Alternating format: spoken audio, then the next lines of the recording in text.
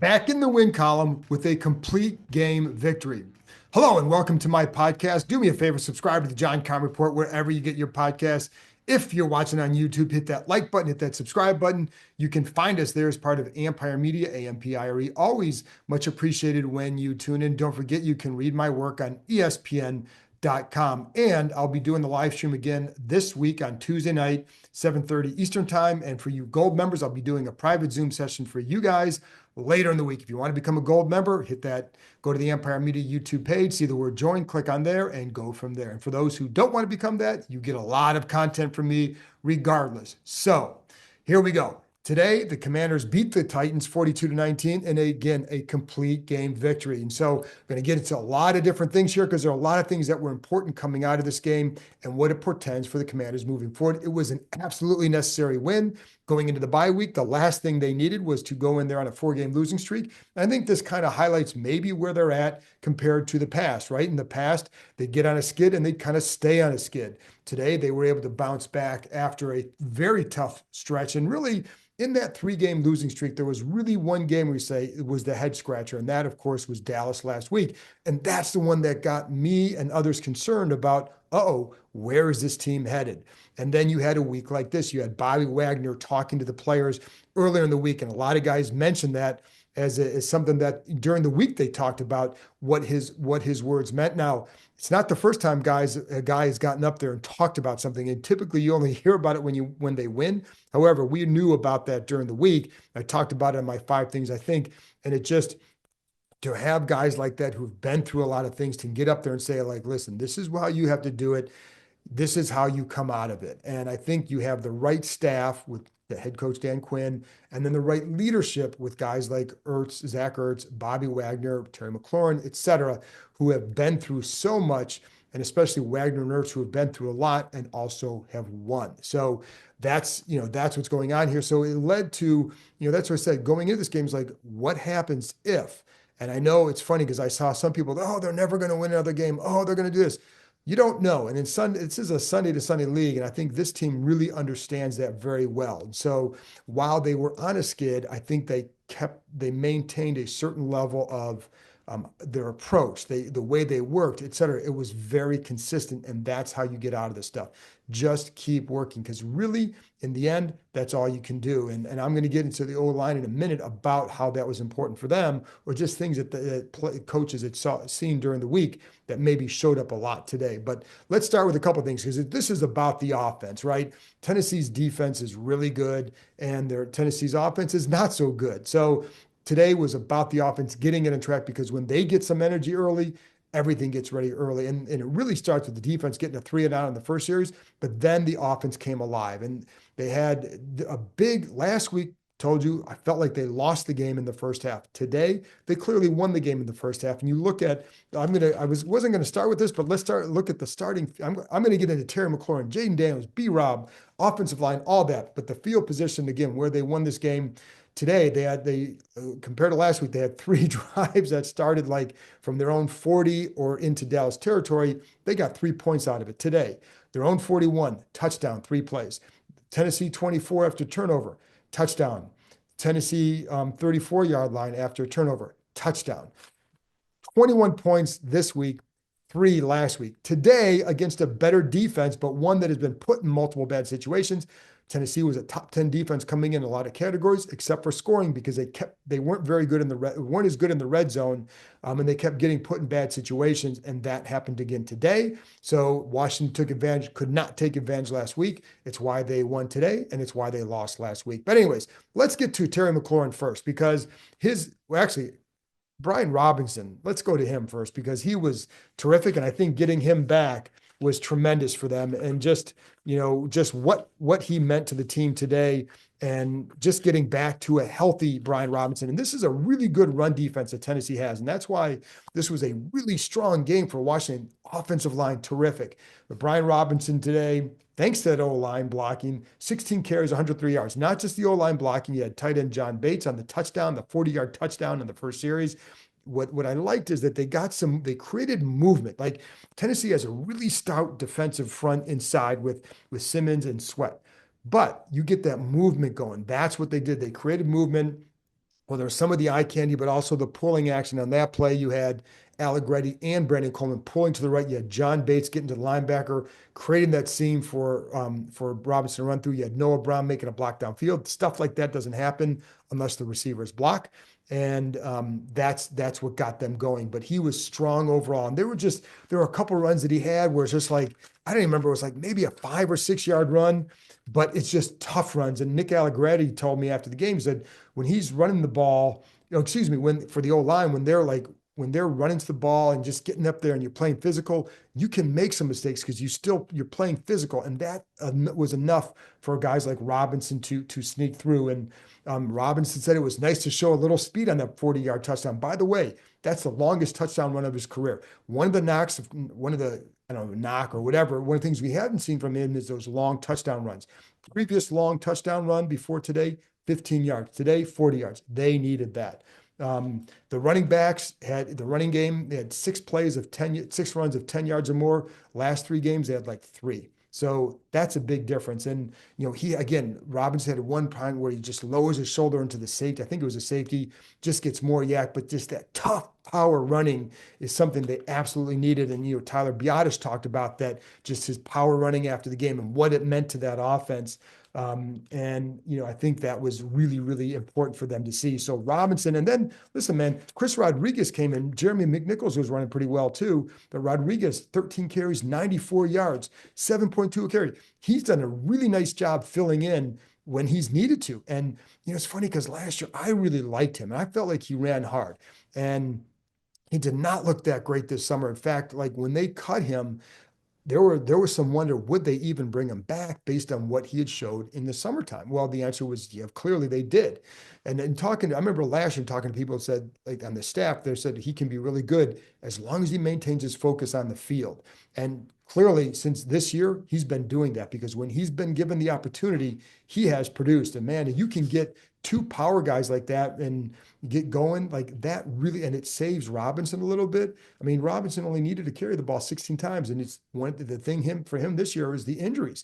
Well, you get Rodriguez going, now you're also going to save Robinson as well. McNichols, 6 carries, 32 yards, perfect, right? That's what he needed to do, and I think that's a good job by that group overall, and it's the best game they've had in a while. The running backs had only averaged like 3.3 yards per carry the last 3 games. Well, look at the difference it makes in the offense in general. And you did that against one of the top run defenses because again, Simmons and Sweat in the middle are really tough to run against, but you get that movement up in front. And it makes a difference. But Robinson being back and healthy and running with that power, it sets a tone and a mentality, man. Like that's who they want to be. And you see it on defense with certain guys, but you see it on offense with a guy like Brian Robinson. And then you also see it with McLaurin getting involved early. And that, of course, was a big narrative this past week is getting him involved early because when they don't, they're a different team. And it's funny because even against I pointed this out, against the Giants a couple of weeks ago, he only had 2 catches, 19 yards, but 2 touchdowns.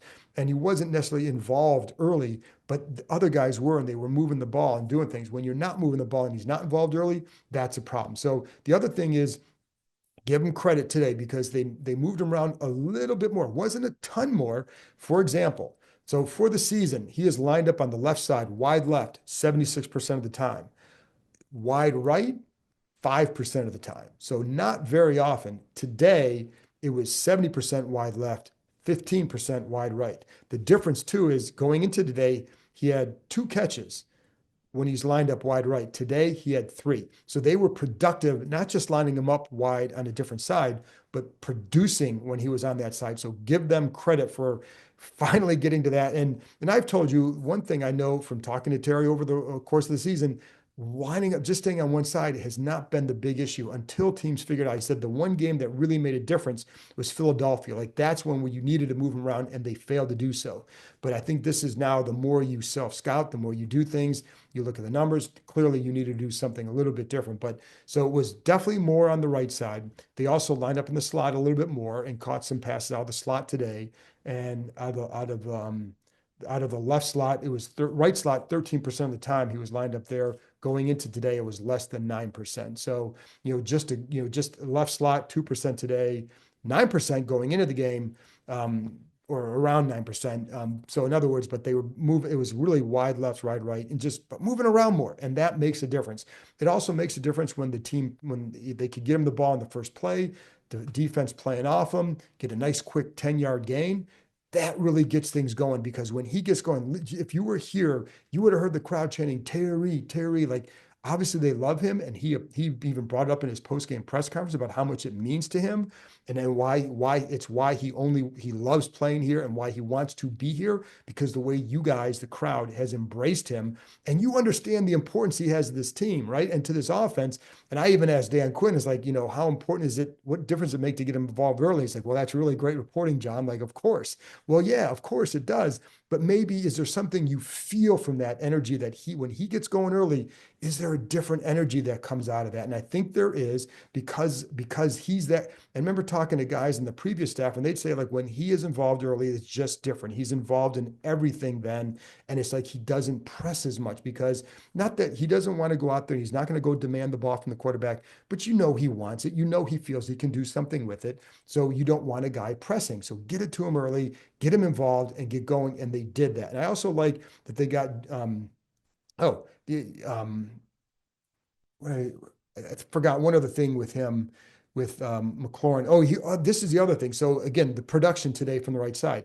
Going into the game, he had 50 yards receiving when he was lined up wide right.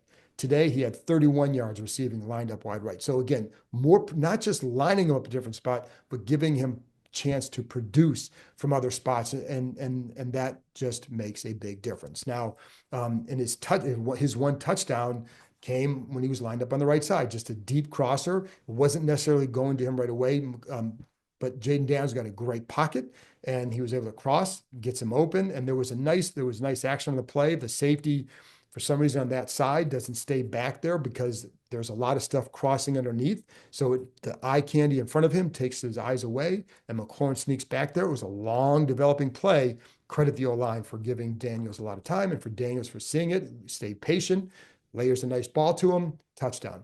On the slant touchdown to McLaurin, just a beautiful ball by Daniels and a nice catch by McLaurin, tight contested catch, but a really nice sidearm delivery from Daniels for the touchdown. So really good job by him, but getting him involved early, moving around, adjusting to what they're doing, and it creates something else for defenses now to pay attention to. They're not going to. I don't know how. I'd be curious to see what the breakdowns will be in future games, but today it was definitely more. So, and I think this is also kind of, let's put the little Cliff Kingsbury narrative about the second half offenses to the side for now. We're really talking about two tough games up for this offense. One was against Dallas, one was against Philly. Philly was somewhat, I wouldn't say understandable, but more so explainable because of short week, banged up team, et cetera, et cetera, et cetera. Very good defense. Dallas, a little bit more of a head scratcher because really good field position, all this. That was the game that started to cause some concern. Today, against a good defense, you hung up 42. And so I think we can put the other one on ice for now, and maybe if there's multiple bad games in a row, then you can resurrect it. But I'm not sure that it's going to happen because there's just when they're going like this, they're really hard to defend, and then it gets back to Jaden Daniels. So everything eventually gets back to Jaden because he's the guy that really kind of drives this engine. And his numbers today: 25 of 30, highly efficient, 206 yards, 3 touchdowns, 1 touchdown running, and 1 interception. Now on the interception, he gets out of the scramble. What I liked is he kept his eyes upfield. So he actually I don't mind the decision at all. It's just the ball was high to Zach Ertz. Yeah, he got his hands on it. Yes, you can catch that. Yes, it was high. So both of them, you could say, they both could go to the other and say, yeah, man, I messed up. And they would both be right. But I like that Daniels, he gets outside the pocket, keeps his eyes up, and then it was a problem. So, yeah, anyway. So, and it was funny because that was in the second half too, when Tennessee starts to mount a comeback and you're like, like, it's 28-10 at that point. And the defense, fortunately for Washington, held them to a field goal. And so they prevented, much worse energy from entering the stadium. And then the offense took back control by just taking over. But with Daniels, Dan Quinn said that he was electric tonight, and just how important getting his legs involved was, and that he could showcase everything that he had. That's Quinn essentially said that. With Daniels, he only had 34 yards rushing, but I thought it was key because by his ability to run and just pick up yards, even if it's 5, 6, 7 yards, that's a big difference. So sometimes, like there was one, he had a first down run, scramble for 7 yards at the end of the first quarter. Well, that makes a difference because now and actually was on a touchdown drive. So 2nd and 3. They haven't been in those too many of those situations, enough of those over the previous 3 games during the losing streak. But today could get his legs involved. And I like that they got him involved early in the pass game. They developed a rhythm. Again, the first pass to Terry McLaurin, just, a quick little hitch to the right, defense playing off. The second down, you get that little hitch inside to Noah Brown. And it's a play that has worked really well for them and they haven't been as successful on that lately. But in this one, you have the linebacker coming up, following B-Rob to the outside. It opens up the little inside hitch for Noah Brown. 9-yard gain, but it just gets you into a rhythm, and they had a good rhythm today. So I think that was, to me, something that had been missing, that rhythm, but it was there today for sure. And it's funny because when Daniels gets going, as Brian Robinson said, it's beautiful. And again, Dan Quinn called him electric and said that he showed all of his stuff tonight. So the rhythm thing was a big deal. And it's, when you get that protection from the front, it's going to look really good. But it was so many good down and distance situations. And look at this. Like, I'm going to go back to those first couple of drives because I think the first down plays are what really made the difference. And I'm going to look at the scorebook here for a minute and just go over it. Like, so their first down, 10 yards, 9 yards, 4 yards, 6 yards, 5 yards, 12 yards, 6-yard gain, and then 8 yards, and then 7 yards. Those were all first down plays in the first quarter. When you're going like that, it's really hard to stop an offense, and it really is easy to get into a good rhythm, and they haven't been doing that. Like those first down plays the last couple weeks have not been as strong, and so today they lost yards on only 4 plays, and that's another key, and nothing until they were up big, right? And there are a couple sacks, 2 sacks, and a couple, short negative runs, but overall, like they avoided that. They put themselves in positive down and distance situations, and the result was excellent third down play. Let's take a look at what they were on third down because it was really good. 9 for 14. They have been bad on third down during the last 3 games. This is a big difference, right? And so when you can stay positive like that and you get Daniels' legs involved. And one thing I talked about this on Saturday. So again, the 5 things I think, folks, you got to listen to that because there is a lot of stuff that goes into that from throughout the week, from Phil's study, from talking to guys. But one thing you noticed on film was Tennessee leaves gaps in their rush lanes, and they did it today. And so you're not talking about 25, 30-yard runs by Daniels, but enough to get positive gains. And that's all they need to do. There wasn't last week against Dallas, some of that was there too. Against Philly and Pittsburgh, they took that away. And now, for whatever reason, if you want to credit the ribs, I think it's as much to do with how the defenses are playing because it's what you see on film from these teams. But regardless, it was there, and he's been taking it. But he looked really very much. He and the offense looked like what we saw earlier this season. So I think we can again store that narrative about where the offense is going. Now, going into the bye week, you got to come out of that bye week with a strong showing at New Orleans to keep this going. But they did a good job. They had to win this game to maintain their standing in the NFC. And yes, you can now look at the playoff race again because them winning was a big deal. And because you also had other teams losing that needed to lose. And I think as I'm recording this, Carolina is about to beat Tampa. That's a big one because I wondered about Tampa. They had the schedule down the stretch. If they go 5-1, which wasn't inconceivable with their schedule, but one of the games you thought they would win, they had Carolina twice. So if they end up losing this game, which it looks like they're going to, as I record this, that's a big deal as well. And then Arizona, losing, not so much they had the tiebreak over Arizona, but you don't want to see a situation where you have a couple teams from that division being in position to make the playoffs. So Washington's in good shape, but they got to come out of the bye and play strong against Tennessee. Now against New Orleans. Let's talk about the O-line though. A couple more things, O-line and a little bit on the defense. One of the things Dan Quinn said too was how well the offensive line looked in practice on Wednesday. And he said it was just a little bit different.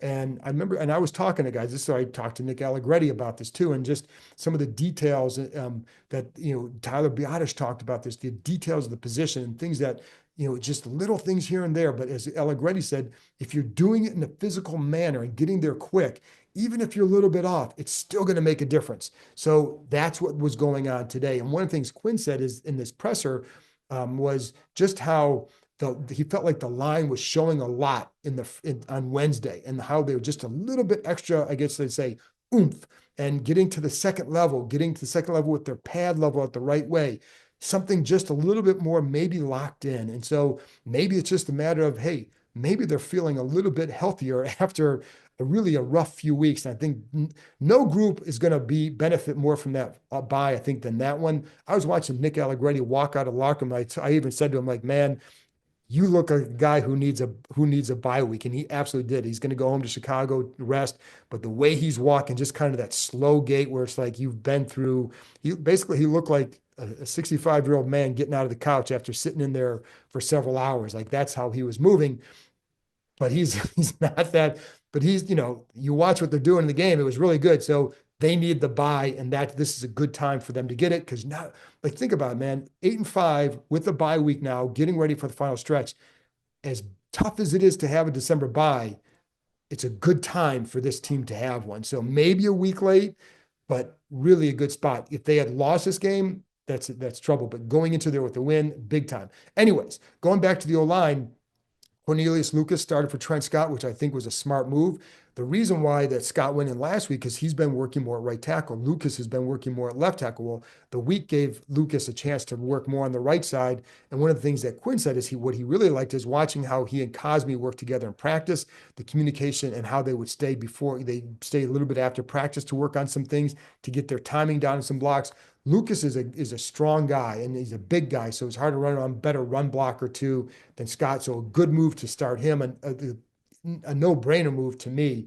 Again, you watch on Brian Robinson's touchdown, the touchdown, like you have Coleman and Allegretti pulling both with a good job, and again Bates with his block as well. So a really good job by that group, and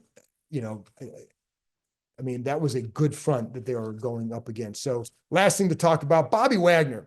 So, and a little bit on the defense, because the defense did a nice job. They set the tone early, gave up some stuff as the game was going, but they set the tone early with turnovers, 3 and outs, et cetera. And Wagner became the first, he and London Fletcher now, they talked after the game. It was nice to watch them talk on the radio. Like those are two, very, very excellent all-time linebackers here. So, but he and London are now the only linebackers to have 100 tackles or more in 13 straight seasons. That's incredible. They're productive later in their career, but also like what they are leaders. And that's one that goes back to what we talked about with Wagner earlier in the week and what he did. And that's what Fletcher gave them as well. Like guys who come into a situation who command a certain level of respect, not just because of the way they work, because of the way they prepare, and because of the way they can still play and what they can do on the field.